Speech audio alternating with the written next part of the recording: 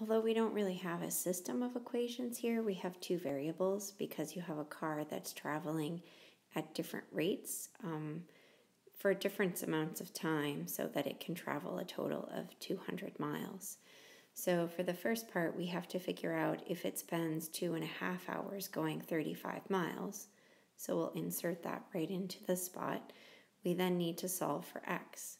So we'll have 55x plus 35 times 2.5 equals 200. And when we go through and solve all of that, we get about 2.05 hours that it will travel 55 miles an hour. Likewise, if we want to figure out if it spends 3 hours going 55 miles an hour, we'll do 55 times 3 plus 35y to travel 200 miles per hour. And when we go through and solve that, we get that it travels about an hour. So this one is 1 hour going 35 miles an hour. And then if it doesn't actually travel 35 miles an hour, then you don't actually need that second variable.